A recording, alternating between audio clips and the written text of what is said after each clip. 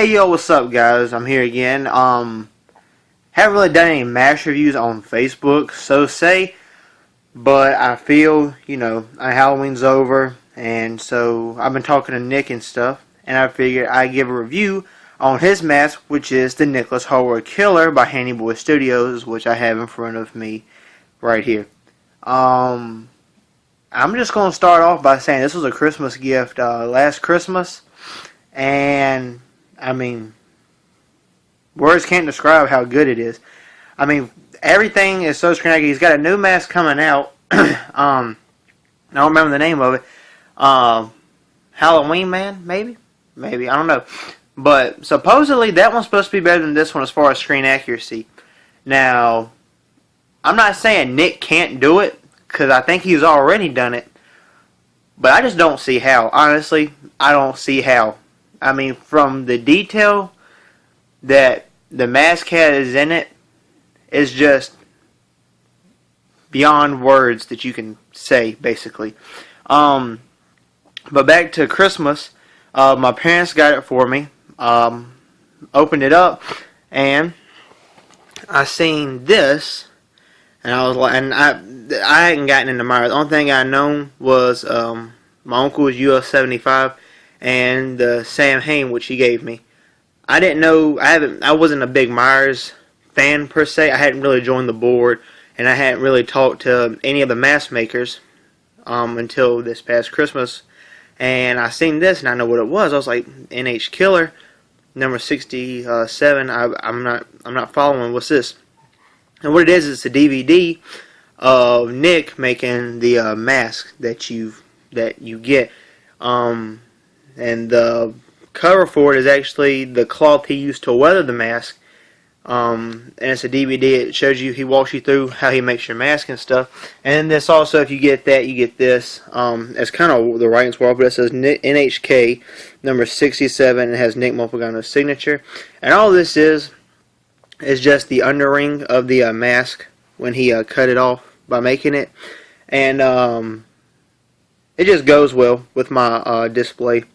I sit it just right there. I mean, yeah.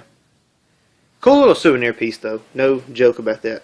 But anyway, Nick's probably going to get on me because I don't have enough stuff on the mask. I saw one of his comments. He said Michael needs to eat something. But I don't really have nothing to stuff it with. I've got a head, but it just doesn't look right. And this is the best I could get it. But I might take it off. Actually, I will take it off the head in just a few minutes after I just show you the little details and specs and everything of the mask and show you what it should look like on your head. Now, I'm going to start off by saying that the mask is kind of hard to shape on your head. But I'm telling you, if you get it shaped right, there's no, you can't deny that it's not one of the greatest Myers masks out there. Look, you can pull off the hallway scene. You can pull off the closet scene. You can pull off the scene where he's chasing her across the street, Lori. You can just pull off all these different scenes with just this one mask. I mean, it's just crazy. And it's all on the lighting too. How you pull off shots.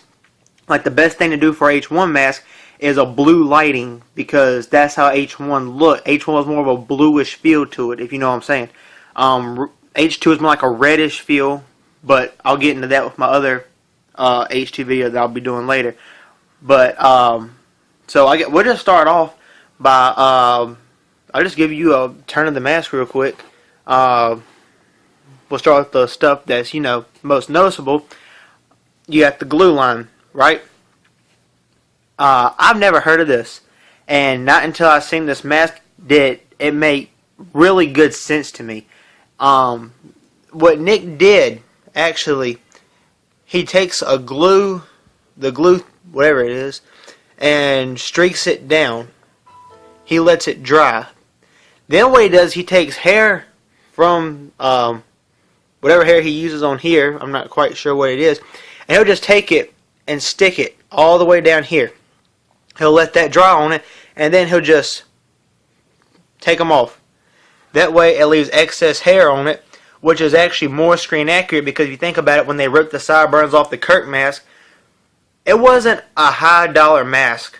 Alright? So the glue and everything wasn't actually in the hair, wasn't made with per se quality. Because it just wasn't. It wasn't made to look for good, just made for like a Halloween costume or whatever. And so it would have had hair left over on it, which is a very neat and very thought through move that Nick done, and I think it's just really cool. And also, I'm gonna get up in here in his ear, and people don't know it. Well, they do now, but back then, people thought, Michael didn't have any holes in his ears. Actually, Nick shows you in the video that right here, it's right below the earlobe. He had a hole in both ears, and I'll show you the other one. Let's see here. We'll turn around the back. See, the hair is kind of all jacked up in the back, which doesn't really matter because Michael didn't really care what his hair looked like in the movie. I'm going to get to the hair color, and I'm going to get to all that stuff, alright? And then the weathering. And then on this side, you see you still got the hole in the ear. And what's cool about this is Nick's seen so many reference shots. He has so many reference shots from the movie and different stuff that he could show you how this was actually done in the movie without it just being a straight line down like the other one, because it's not like the other one. You watch the movie, it's not like the other line that's just straight down. Nick said what it does is it starts somewhere up in this area, and he said it makes a curve to the right just a little, and then it cuts back across kind of sharp about right here, comes down and stops halfway in the ear, or a little bit above halfway, and it just cuts real fast and stops. And you can also see he took the hair and stuck it on there, let it dry, and plucked them off. And, just look at that side shot real quick. You can't tell me that's nothing but pure hero right there. That's just pure Myers, alright? And I'm going to, before we go any further with the detail, I'm just going to, excuse me, I'm going to tell, well, darn it. Alright, that's just from the stuffing with that little dent right here. Sorry about that. But, it's kind of annoying. Whatever. Shoot. Y'all just hold on. Alright, we're just going to do it like that. Alright, so what me and my uncle talk about a lot is the jawline on the Myers mask. Alright, sorry I had to stop my camera. It was just really annoying, so I had to fix it. So, sorry about that. Anyway, what I was getting at was me and my uncle, the one thing me and him look for in the Myers mask, and above anything else, the one thing I noticed, and the one thing he notices, is the left jawline when you're looking at it. If you're wearing it, it's going to be the right one. If you're looking at it, it's going to be the left one. What I'm talking about is this one. Alright? I've seen mask makers out there today where they'll take the mask, and they'll start it, and then they shoot straight up. Right? It's just like a curve straight up to the end of the eye. That's not right. I hate to tell you, but it's not right. Alright? If you look at the movie, look at anything on the masks, what it does is it curves down and it curves out. Curves out. So it doesn't end up here. It ends more out here and just kind of fades. That way it doesn't, it just looks weird. Alright? I'm going to be honest. It just looks weird. And this one, it's not as detailed and it's not as deep, so say, as this one. It just kind of comes down and just kind of like fades off. Alright? Then, the movie, you watch at the end where Laurie takes his mask off. You hear that rubbery sound to it when she pulls it off, and he pulls it back on, snaps it on real fast, and Loomis shoots him. That just tells you how, like, stretchy the mask is, right? Like, it was a real thin mask. Well, it looks pretty thin to me, wouldn't you say? Just another reason it's so screen accurate. And the hole in the mouth. You can't tell in the movie that there's a hole in the mouth, really. But it was. There was a few shots where he pulled, like I just said, when he pulls the mask on, you see the mouth hole open. So, there it is. There's the hole in the mouth. It's just the little things that people might not notice is what makes the mask so great. Because Nick took the time into his sculpting and his detailing, and he worked on it. and he got it. That's why I'm saying I can't wait to see his new mask, because I just want to see how he's even took it to the next level. When, in my opinion, I don't think you could take it to another level. And here, just another incident in the detailing is this little thing right here. There's a hair in the way, but if you can see, the paint comes up in two spots. I know you can see it. That's from the movie. He had a screen reference in the video. I don't remember what it looked like, but it shows you the actual movie where it had the two dents right there in the glue line of the hairline. I mean, I don't know how many other people would have took that into consideration, but Nick did. That's why I'm saying, you know, this is probably the best H1 I've seen, in my opinion. Just because of the detailing that's went into it. And I mean, just watching the video and all the stuff Nick does and pays attention to, it's just unreal. And that's another thing in the video where, right here, he's got a bunch of thumb marks up under the neck, where Nick Castle would take it when he was taking it off, and he wouldn't hold it by the back like most people would in the slip. He would grab it by the neck and just pull it over top of his head, which kept the which rubbed the paint off, which is why it has a flesh line or flesh tone down here. It's because every time he done that, he kept rubbing paint off with his thumb, and it left little thumbprints, which Nick done there, which is just beyond words how you could think that and just think that through and put that into detail. I mean, it's crazy. And another thing is, and I actually asked Nick this, and me and my uncle's been debating it. What color was the Halloween 1 original mask hair color? I'm going to say, in my opinion, I think it's more black than brown. I think that there was some brown in it. I do. But I think from Nick and other mask makers today that they spray painted the hair black. And that's just my opinion. That's what they've studied and came up with too. My uncle thinks, me and him came to an agreement that it's mixed with black and brown. But he thinks it's more brown than black. I think it's more black than brown. And as we all know, I'm never wrong. So, take that, Uncle Bobby. I'm just kidding. But, I mean, if you can tell when the light hits it, that looks brown, right? I mean, it's got black spot here. It's got black streaks. It's got kind of like some brown. And it's got like some blondish color too from the Kirk hair. So, and I mean, you know, when they was making the movie, they weren't trying to spray paint the whole thing black. They was just trying to make a $300,000 budget film and hoping it would sell. They weren't trying to pay attention to detail. And then with the eye cuts, Nick actually shows you in the DVD, he has eye templates that he just lays it on here, draws the outline of it, and then cuts it out so every mask looks as close to the same as it can. And the mold he's got, every pull he does loses no detail whatsoever. So, I mean, you can't argue with it. Just another hero shot right there. I'm gonna tell you what, Michael's creepy, alright?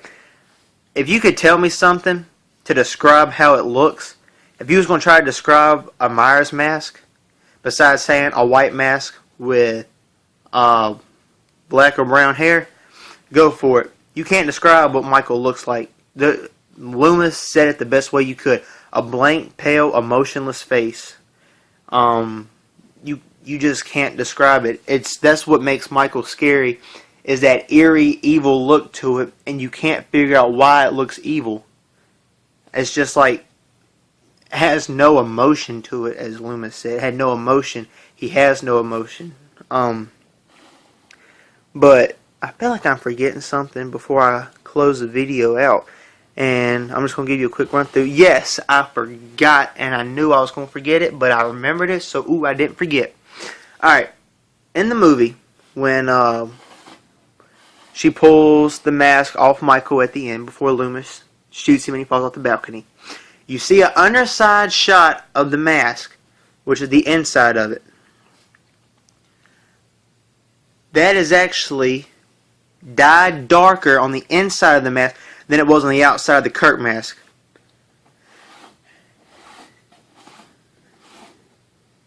Boom. There it is. Look, that's it. I'm trying to get the light on it. That's what it looks like on the outside. That's what it looks like inside. It's darker. Look, you look at the top and look at the bottom. Up here and up down here. I mean, it's different. And Nick took that into consideration, and the whole mask has died like that.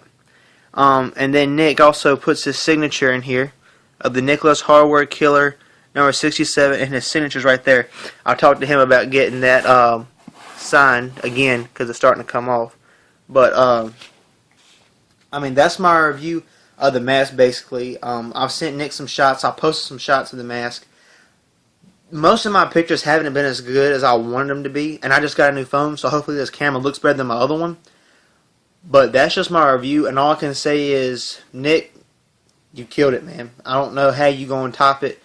I've seen the pictures, though, of the Halloween man, if that's still right, if I'm calling it that. If not, sorry. I can't wait to see it. But anyway, guys, that's my review. By the way, if you haven't checked out Handiboys Studios, I'm going to go ahead and tell you about their products real quick. They've got this one, which Nick said he might be, I read on his comments, he might be discontinuing it. Don't hold me to that because I'm not sure. I don't know if he will or not since the new sculpt's coming in. And he has this version of the Bad Boy, which is just a little different. It's cheaper. You can look that out on handyboys.com. He has the Nicholas Hardware Killer Halloween 2 version, which is from the same mold. It's just different eye cuts, the weathering on it.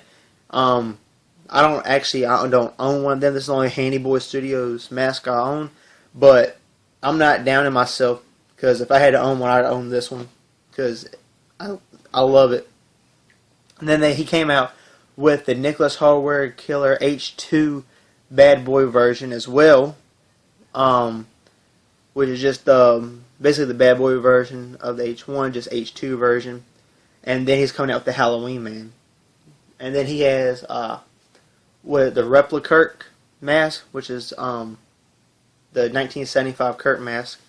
But anyway, yeah, guys, that's my review.